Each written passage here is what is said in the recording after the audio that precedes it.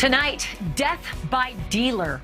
New York cops are reportedly searching for the person who provided actor Michael K. Williams with the drugs found in his upscale Brooklyn apartment when they showed up Monday to investigate his death. A friend of Williams joins me with some heartbreaking video of the actor warning kids not to make the same mistakes that he did. So should drug dealers be charged with murder if their customers die? Meet a New York lawmaker who wants that law made. And then, yet another bizarre twist in the Murdaugh family tragedy in South Carolina's Low Country as brother turns on brother amidst a string of shootings and murders.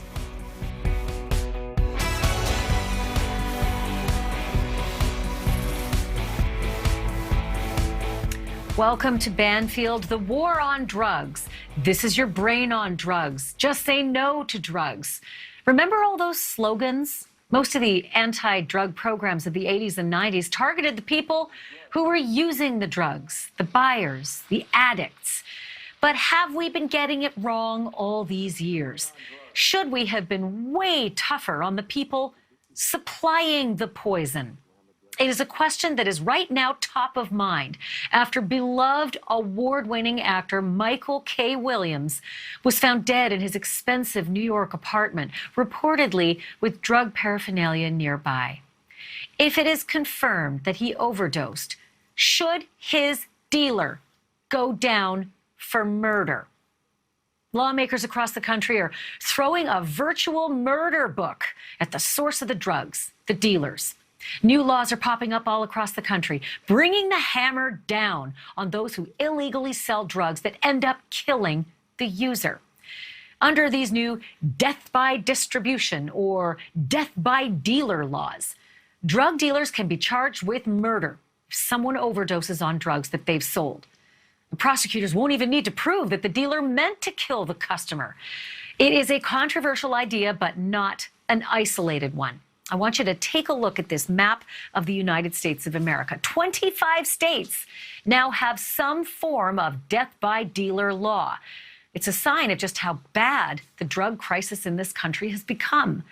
Most of us know somebody who's battling a drug addiction or has died from it.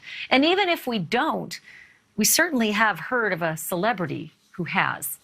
Let's just go down the list for a moment. In 2014, Philip Seymour Hoffman died of a heroin overdose in New York. His drug dealer was arrested, but agreed to a plea deal which got him just 25 days of community service and 5 years of probation and no jail time. In 2018, the rapper Mac Miller died of an accidental overdose of fentanyl, alcohol, and cocaine. 3 men have been arrested and charged and will stand trial later this year, but there is no death by dealer law in California. Also in that state, next month, the staffer who allegedly gave Los Angeles Angels pitcher Tyler Skaggs a fatal dose of fentanyl will stand trial. But again, no death by dealer law there. And now Michael K. Williams, who won rave reviews for his performance on Omar on The Wire. He died just 2 days ago. An official cause of death not yet released, but multiple media outlets, including TMZ, are reporting police found drug paraphernalia in his home, and police are now searching for his drug dealer as part of a criminal investigation. I'm joined by one of Michael K. Williams' close friends, Richard Thomas. He's the former mayor of Mount Vernon, New York. Michael teamed up with him to speak to at-risk youth about addiction, and you're about to see some exclusive video of that talk that Michael gave to those kids. I'm also joined by New York State Senator Todd Kaminsky, who proposed a law that would see drug dealers charged with murder if their customer dies. Welcome to both of you. Richard, I want to begin with you if I can. Have you heard anything else or anything new regarding the death of your friend Michael and whether in fact they know if it was not in fact an overdose? At this time, there's no information really available about the cause of death, but what is a fact is that the community, Brooklyn, New York, is all broken up over the loss of Michael so suddenly and so tragically. Yeah, I mean, this has really hit a nerve for a lot of people. Perhaps it's the fact that he was, a big star in a lot of favorite shows. Perhaps that he's up for an Emmy, I think, next month. And so just the loss is just so profound when someone you feel like or at least you're familiar with, is no longer with us. I want to play, if I can, Richard, one of the videos that you have so generously and graciously allowed us to show our viewers. And it's a video of you teaming up with Michael K. Williams as he gives a very impassioned, a very from the hip, authentic speech about the life that he's led and the choices that he's made, beseeching these kids not to make the same choices. Have a look. My 22nd birthday, I was in a drug rehab trying to get my head together, right? Came home, and by 25, I got cut in my face and my neck balled open. This happened, you see, I don't know if you can see, but I have scars on my face. This is not makeup. This ain't the light shining. This is a scar that goes down the middle of my face, and the other one wraps around my neck and stops at my jugular. This was on my 24th birthday, right? So, I made a few bad choices myself. I've been in institutions. I've been in trouble. Right? I've made some bad choices, but I got a second chance at life. Thanks be to God. I am a praying man, so just put that out there. Right. I do believe in God, and God gave me a second chance at life. And so, for me, I made a promise. If I was given a second chance at life, I would make sure that I tell my story, tell where I've been, tell what I've learned, so that you guys don't make the same dumb decisions that I made. Richard, it's heartbreaking to see you standing there with him giving that message. And he seems just so positive, like everything is just so together. If this, in fact, turns out to be an overdose, do you think that the person who supplied him with the killer drugs should go down for murder? Absolutely. I mean, there has to be some kind of responsibility on the people that are, providing these illegal substances to people in our community. And that's what Michael represented most. He wanted to bring the community together. And everyone recognized the work of this powerful advocate in trying to not just reform criminal justice, but also, help young people, our future, make better decisions. So this is just a sad turn of events. And it goes to show you the dark side of decadence. And it goes to show you that addiction is a real disease that we need to treat differently. Senator Kaminsky, Michael K. Williams was a New Yorker. He's one of your constituents. And there you are behind this bill, pushing this idea that it should actually bring a sentence that is commensurate with those who take lives, killers, murderers, those who are convicted of manslaughter. What are the odds? What are the chances that your bill, death by dealer, is going to pass? First of all, Richard, extremely sorry for your loss. I know, we all shared in a little bit of your friend, but he was your friend in particular, and just very, very sad outcome. But it's not celebrities only. All of us in our communities have really felt the devastation of the opioid epidemic. And these last year with COVID, we've really taken a step backward. And fentanyl is really changing the game. It's poison. People should assume that any drugs they're buying has fentanyl in it, and just a small amount can kill you. You're really playing Russian roulette by taking any illicit drug like heroin or cocaine. And if it hasn't in it, it could be too late before you even recognize it. Drug dealers who specifically put fentanyl in their products to hook people and to save money on doing so, to me, it's the same thing as walking up and pulling out a gun and pulling the trigger on somebody. And the law has to treat it as such. I'm a former prosecutor. I firmly believe that there is a role for mental health treatment in our system, for substance abuse treatment, for prevention. All of that matters. But we can't have a world where someone knowingly laces drugs with poison and are out on the street dealing to other people shortly thereafter. We can't have a system like that. And my law would obviously aim at treating dealers who deal drugs that kill people much more seriously. But the highest level would be reserved for those who really go out of their way to do crazy things like put fentanyl in their drugs, target people just coming out of rehab, target children. And the law should have those gradations built in for a real deterrence effect. Yeah, children especially, but man, let me tell you, this problem just crosses every single socioeconomic grade within our society. It just doesn't pick between the rich, poor, pink, black, white, brown, blue. It's just everywhere.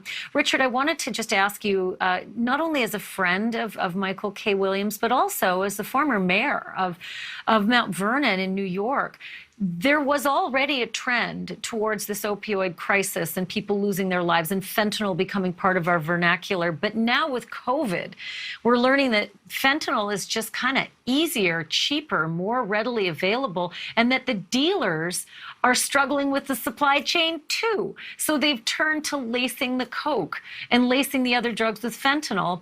And we've just seen the results of that. 6 deaths on the North Fork of Long Island from cocaine that was laced from fentanyl. 3 comedians affected. A couple of them died out in Los Angeles from cocaine that was laced with fentanyl. I'm assuming that you saw this trend and you're continuing to see this trend in the work that you do with the community. Yes, there's an element of incentive, and we have to remove the incentive for not just selling and distributing the drugs, but we also have to compete with people that are trying to get our children and our family members hooked on drugs. And I know the devastating effects of it, firsthand from being married, but also having siblings who have struggled with the addiction. I can tell you that, knowing that Michael was struggling, but reaching out and still, doing the work of trying to convince young people to make a different decision, make a better decision than he made of his own is just another testament to how important of a role he played to build bridges so that the next generation can make these choices when they're confronted with them. And the key thing is, when it comes to the illegal drugs that are laced with fentanyl, this is where we have to go back to the basics. You have to go back to sports, baseball, football, track, field, and try and teach our young people the values of life, not just the price of life. And unfortunately, it took something horrible to happen to start waking people up to what the senator is talking about making some changes so we make better choices going forward. Sometimes it is the Heath Ledgers of the world, the Philip Seymour Hoffmans that just bring it right to the forefront of the headlines. Again, everyone feels like they know these people, so it's personal. Senator Kaminsky, I do want to ask you, because, on its surface, I can't imagine anyone who's watching right now who doesn't think, why isn't it already, that kind of a felony level offense? Why isn't it a manslaughter, a murder? How couldn't it have been? Why have we left it this long? What's the downside? And then you hear about the other pratfalls, like, well, it might actually stop people from calling 911 when someone's overdosing, thereby leading to more deaths. And that's got to be accommodated in all of this, doesn't it? Yeah, there's no doubt that there are safe harbor provisions that can help those who call 911, and they shouldn't fear doing so. We want to arm people with certain over-the-counter drugs that will allow you to revive someone who has an overdose. But at the end of the day, the worst conversation someone could have is with a parent who had a child die of an overdose, who actually sees the same drug dealer that dealt the drugs to her son or daughter standing on the corner dealing to other people. Society can't work if that's what we're having, and that currently is happening all over the place in my state that doesn't have this law. I think that we can make a distinction between those who need help and need the system to treat them a certain way, and those who are just downright callous, target the vulnerable, put fentanyl in their drugs, knowing that it could likely kill someone. We have to treat those individuals differently, and the law must treat that seriously. Right now in New York, it doesn't. That's what my law is trying to change. Well, I'm fascinated to follow this, and I hope you'll come back and talk with us about it, Senator Kaminsky. Thank you. And Richard Thomas, my heart goes out to you. Thank you for joining us. Thank you for sharing that really lovely moment of Michael K. Smith with us and with the viewers. We appreciate it, and my condolences to you. Thank you. Still to come, it is one thing to have these laws, but then it's quite another to enforce them. So I'm going to ask a police officer, a former prosecutor, and the judge if it's going to work, if it would work in their cities, and if they'd support it. You'll be fascinated to hear some of the things they say next.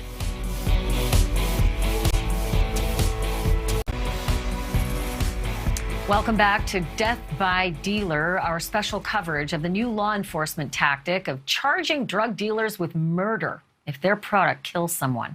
So far, 25 states have laws on the books that hold drug dealers criminally liable for a person's death. But having a law and enforcing a law are two very different things. Should drug dealers be charged with murder? Is law enforcement a good treatment for addiction? I'm joined by three people who know a lot about law enforcement. Judge Alex Ferrer is a former 11th Circuit Court judge from Florida and the former host of the show Judge Alex. Mary Fulginiti is a former federal prosecutor from Los Angeles. And Chief Jim Smith is the chief of police in Monessen, Pennsylvania, and a co-chair of the Mon Valley Opioid Coalition. All right, so Chief Smith, I'd like to start with you just with this notion that it sounds very popular, on the surface. If a drug dealer supplies the drugs that kill the user, it just sounds natural that they should have some level of manslaughter or murder. But it's not always that easy, is it? No, knowing that someone committed a crime and proving that they committed that crime are two totally different things in the courtroom. And unfortunately, when you're dealing with drug delivery resulting in death case like the charge we have here in the state of Pennsylvania, your best witness is deceased. It needs to be more than just death. It needs to be drug delivery that results in serious bodily injury, such as an overdose where the person is brought back with naloxone or Narcan so that person can go to court and testify against their drug dealer. That's one thing that they have on a federal level that works. If we have that on the state level, that would be beneficial.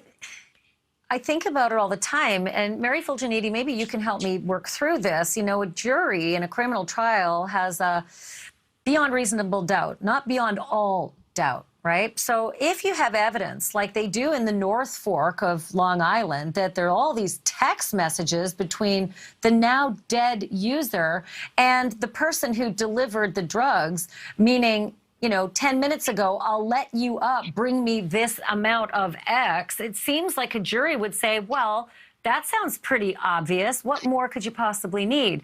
Why does that not always fly?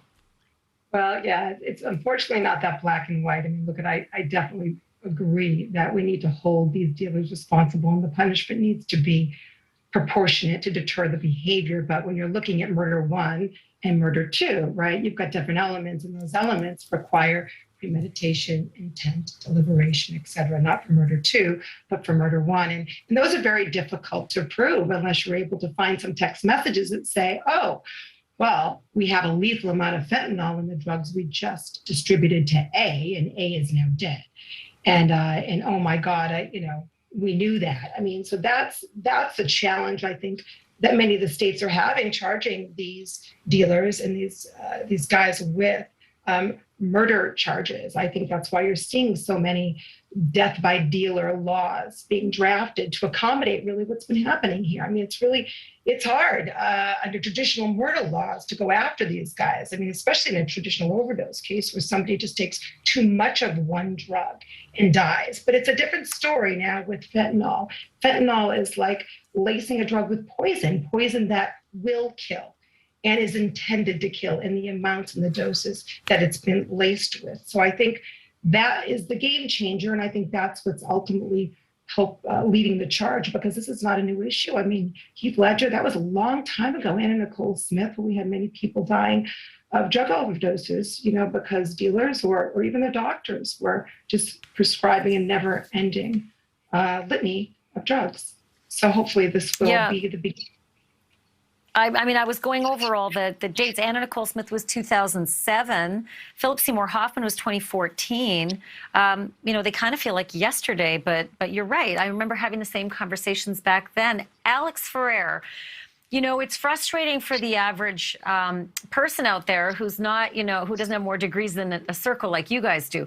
But it just feels wrong when the getaway driver at a bank robbery where someone shot inside can be up for the death penalty, right? As a felon, right?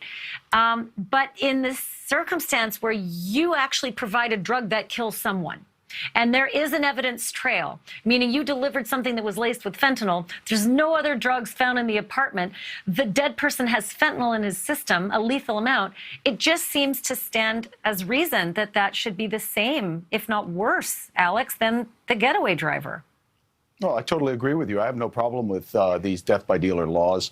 As you pointed out, that concept has already existed in the law for a long time. The getaway driver of an intended bank robbery ends up getting charged with felony murder. He never intended to murder anybody, but under the felony murder statutes, if you intended to commit that crime, which is enumerated in the statute, and somebody dies as a result, you're guilty of murder. The legislature could do it in multiple ways. They could just increase the penalty for sale of heroin or sale of any product that contains fentanyl to 100 years. I mean, Louisiana did that. So there are multiple ways to go after the dealers, and they should. I mean, you mentioned some celebrities who died. I remember Prince. Prince overdosed on fentanyl. People don't recognize or don't realize how small of an amount of fentanyl is deadly. 2 milligrams. 2 milligrams is how much a small mosquito weighs. That's enough to kill a person. We got a picture of it, Alex. Fentanyl. You know what? Since you're mentioning it, let me ask the control room to grab that picture of the penny. We've got a penny that compares to that little tiny amount of white powder on the side. That's the lethal dose of fentanyl, according to the DEA. So I'll tell you what, Jim Smith, jump in here and tell me a little bit about the illegal drug dealers who we're talking about, and then all those drug companies and doctors who prescribe opioids that kill people as well. If you have this death by dealer law, do you ever worry as a police officer that that actually could extend to drug companies too? Yes, it could. Nobody wakes up in the morning and decides, hey, I'm going to become an addict. And, I'm going to get addicted to a drug that's so potent that 2 milligrams of it can kill the average human being. A lot of addicts are addicts because they were prescribed prescription drugs. Then when doctors cut them off of those prescriptions, they had to turn to the street drugs. Their heroin, hard to get a hold of. However, fentanyl, quite easy to get a hold of with the mega labs down in Mexico, and how the fentanyl is transported into the United States. A lot of the same routes that cocaine was brought into the United States in the 80s. You also have people with pill presses that are pressing fentanyl into fake Xanax bars, into fake other, prescribed pain pills, and people are selling them on the street as pain pills, and they're not. They're a binder that's combined with fentanyl, and nobody's regulating. It's not like the FDA is regulating how these street pharmacists, make their pills or make their bags, or put the fentanyl to cut their cocaine. Nobody's regulating that. It's absolutely. 2020, we had 93,000 people die of overdoses in the United States. And in 2021, we're going to peak at over 100,000 deaths due to overdoses. I mentioned that the supply chain has been affected, and that's why the dealers are turning to fentanyl. It's also upped the demand because a lot of people during pandemic started to demand a lot more drugs. We're not going to solve it now, but I sure am appreciative of all three of you. Chief Jim Smith, thank you. Mary Fulginiti and Judge Alex Ferrer, thank you always. It's good to see you. Mary, I'm going to ask if you can stick around, though, because after the break, there's some brand new clues that have just dropped in that low country mystery in South Carolina. But clues to what? Very strange, as you see investigators out there trying to find any piece of information. A hole in a tire, a shot to the head, now reports of a knife that could answer one question but raise 100 more in the Murdaugh murder saga.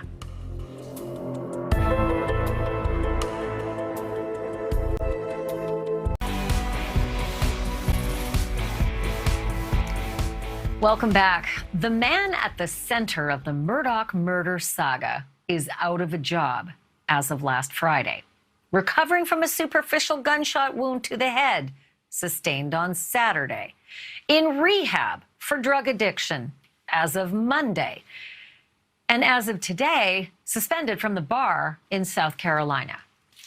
For decades, Alex Murdaugh practically embodied the low country legal establishment, and that didn't change when his wife and son were found murdered on the family's hunting grounds a few months ago in June. It did change, however, and fast, over Labor Day weekend, when he claimed that he was shot in the head while changing a tire on his late wife's luxury SUV. Purportedly, the tire had been slashed and was flat. And today, a local news service that's covered the Murdaughs extensively said the police have recovered the knife used to slash it and then connected that knife to Murdaugh himself. It's a lot, I know. Also today, Murdaugh's older brother and former law partner, Randy, issued this statement, and hold on to your hat. Quote, "I was shocked, just as the rest of my PMPED, that's the law firm, family, to learn of my brother Alex's drug addiction and stealing of money. I love my law firm family and also love Alex as my brother. While I will support him in his recovery, I do not support, condone, or excuse his conduct in stealing by manipulating his most trusted relationships." Notice, no alleged, and that's a lawyer. And that brings me to the alleged embezzlement that cost Alex Murdaugh his place at the family business, and at least for now, has cost him his profession. All while the mystery, the bizarre mystery of the mother and son murders remains unsolved, with no one, including Alex, officially ruled in or ruled out as a suspect. I'm joined now by NewsNation correspondent Janelle Fort. You were just in the Low Country. What are people saying about these developments that just seem to cascade daily?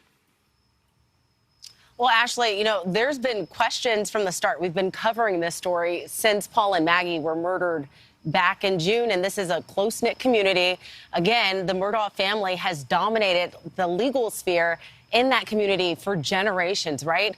So it's one of those things that even as a reporter, when we go out and we do what we call man-on-the-street interviews, right, trying to get just people in the community to comment on what's going on, everyone is very tight-lipped about this. There's this reigning power from this family that's kind of keeping people from wanting to speak out, wanting to say anything against them, even in light of all this craziness. This is one of those stories that each time you scratch your head, each time you look at this mystery and you think it can't get any crazier, right, then there's another twist, right? It just does, yes. Janelle Fort, thank you for that. I do appreciate it. Keep us posted on what you find out on this one. I'm joined again now by former federal prosecutor Mary Fulginiti and also by retired NYPD Lieutenant and Pace University Professor Darren Porcher. Okay, Dr. Porcher, first to you. This sounds awfully strange. Apparently, a few days ago, a man who was looking at a flat tire that had apparently been knifed sees a truck go by, sees the truck turn back around and approach him, and according to his lawyer, ask if he needs help, and then shoots him. But we, the public, don't get a description of a truck or a description of a shooter. Does this sound weird to you? It sounds very weird, to say the least. One of the things that law enforcement is going to do is they're going to conduct an assessment of the knife. Now, there's going to be a serrated edge to the knife. If that knife punctured that tire, then you'll have fragments of that rubber on that knife. That's going to be telling, in addition to if there's a DNA sample from the individual's hand on that knife.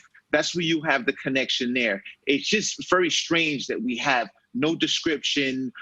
We don't really have any information in terms of who's driving this vehicle. In addition to that, we've got to look to see what is the trajectory of the bullet, because my understanding, the bullet was fired here.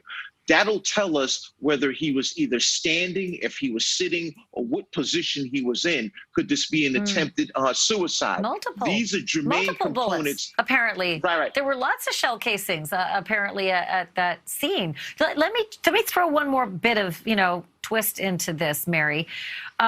The Duffy Stone, it's a great name. It's almost like a made-for-TV movie. He recused himself. He was sort of like the DA. It's a different term down there, but he was like the DA, and he recused himself back on August 11th. But the information's only just now becoming public that he stepped away from the case. He didn't step away for a long time, even though he's got all these ties to the law firm and to the Murdaughs.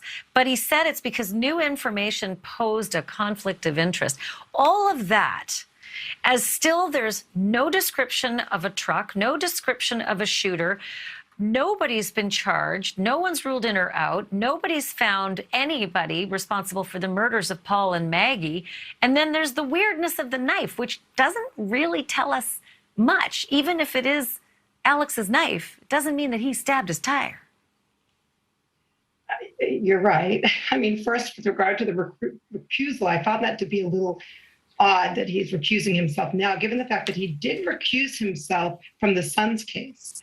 And that he's been charged with that fatal boat crash involving the death of that young 19-year-old girl. So that to me is a little, because if he's close to the family, which obviously he's the first solicitor, which is like the DA in that county, to take over since the grandfather, and then the great-grandfather and great-great-grandfather. So I'm a little surprised. And obviously, I don't think that bodes well for Alex, because it seems like there must be some information that he feels uncomfortable with and uncomfortable staying on the case as an impartial person to be able to hear it. So it's you guys ready for this?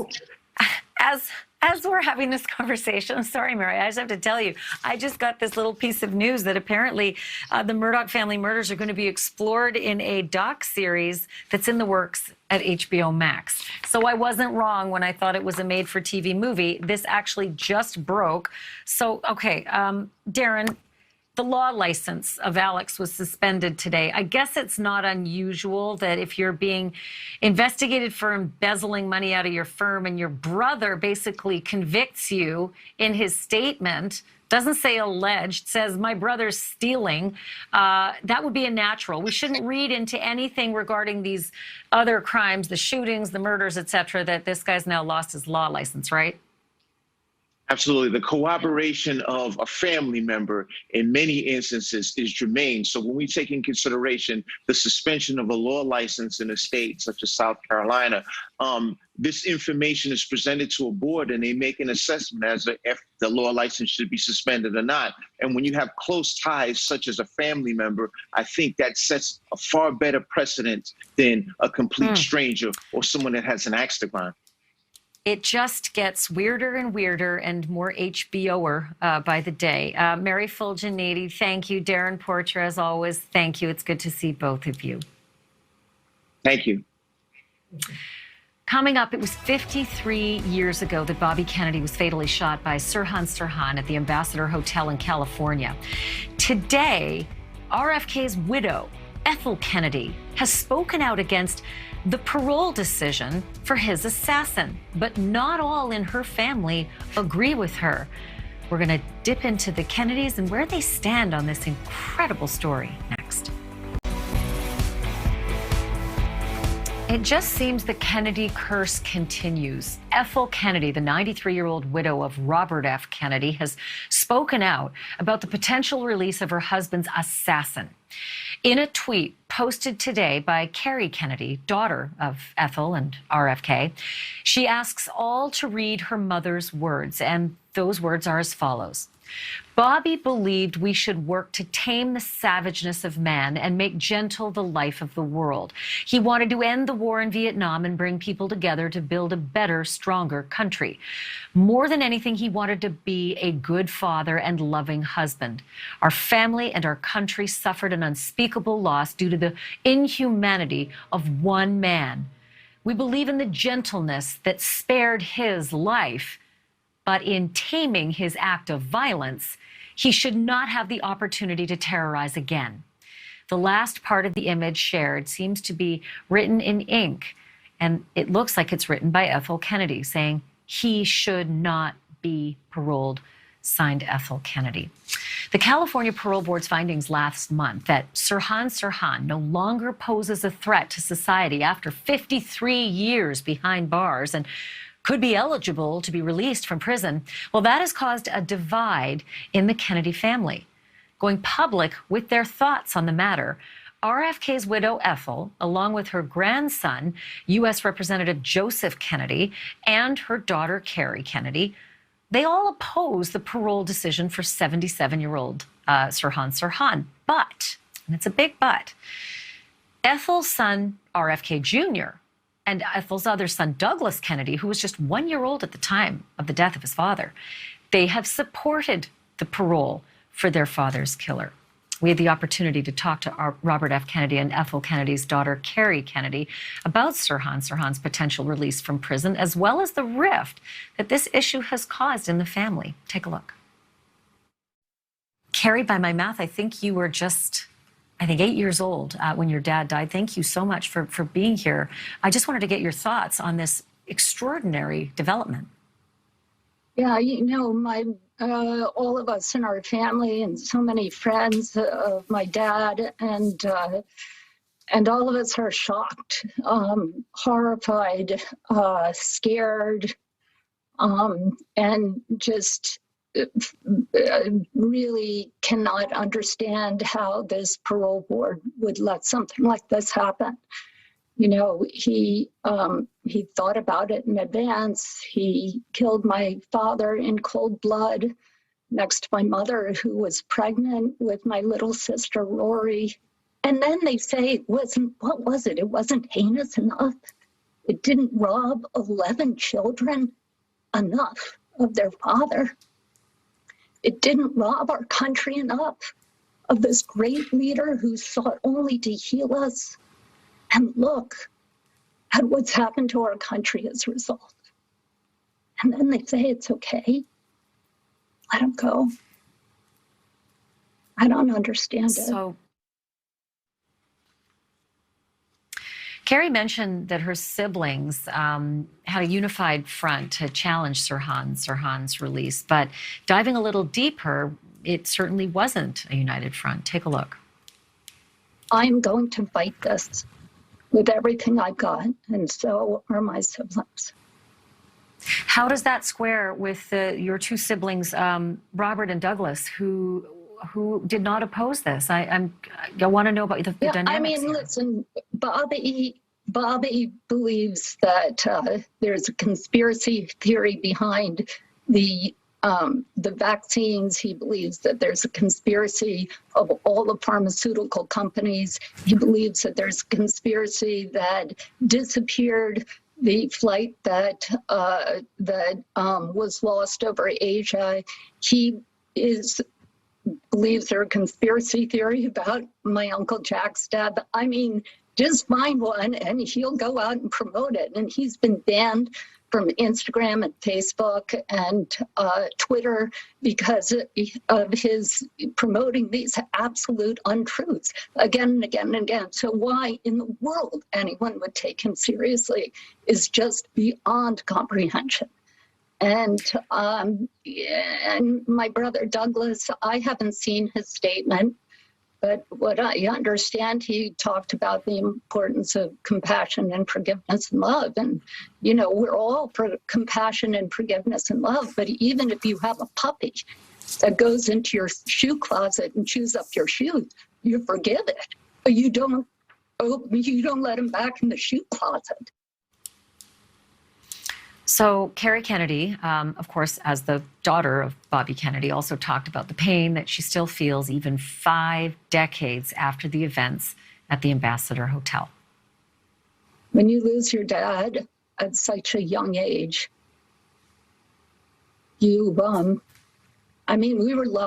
blessed because a lot of people stepped in and a lot of people worked hard to help my mom and to be there for all of us. But there's some things nobody else can do, and it really leaves the work of love undone. And I have 9 siblings, 9 surviving, so there are 9 of us now. There were 11. It's hard to imagine that our family, this has caused untold pain and trauma to each and every one of my siblings, and to my dad's brothers and sisters, to his nieces and nephews, to so many people who loved him, to my mother most especially, to his mother. and then and his father, and then to my children. I have three daughters who never met their dad. And of course, they'd never met my dad, meaning her own dad. But she was obviously very emotional in that interview. And we're going to continue to keep you updated on this story and the potential release of Sirhan Sirhan. It's not over yet. It's not over yet. Still the full board. And then, of course, the governor after 53 years. Coming up next, an update on my Afghan translator, Jawad, and his family's struggle to reach America. It's been 2.5 weeks since this story came out, and I've got a great picture to show you. World's looking better already for these two. I'll tell you about the journey in a moment. Before we leave tonight, I've got some great news, an update on the family of my Afghan translator, who we're calling Jawad to protect his anonymity.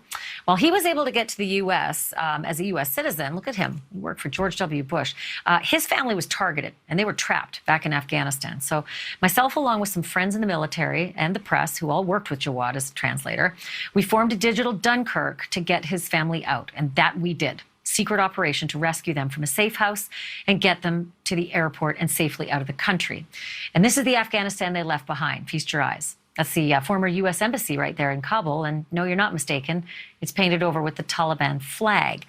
And the Taliban has, after all, formed an official government there. The government that includes now 4 very distinct members. They were former prisoners at Guantanamo Bay who were swapped for an American POW, Bo Bergdahl, in a highly controversial deal. You will remember that Bo Bergdahl went AWOL and was captured and held prisoner in Afghanistan for 5 years. And speaking of that Taliban government, they are up to their old tricks, street justice, whipping people who don't fall into line. We got video of what happened to several women in Kabul who dared to protest the current regime. They were out there with their signs, and sure enough, they got whipped. And it's, of course, for these reasons that my former translator, Jawad, couldn't have been more thrilled to see his family saved from a life under people like that. After being stuck in Qatar for 2.5 weeks, last weekend, they finally boarded a flight and came to the U.S. And here's the moment that Jawad and his daughter laid eyes on each other after their arrival outside of Dulles Airport. Here she comes, running to Daddy's arms. And you certainly cannot blame Jawad for stopping the video before he could wrap his hands around that little sweetheart. The journey was a long one, as is obvious by the picture of his son. Sleepy. What a happy ending, though. Just want to let you know that the mother, sisters, brother-in-law are going to be processed at a military base, but they're here. Thanks for joining us.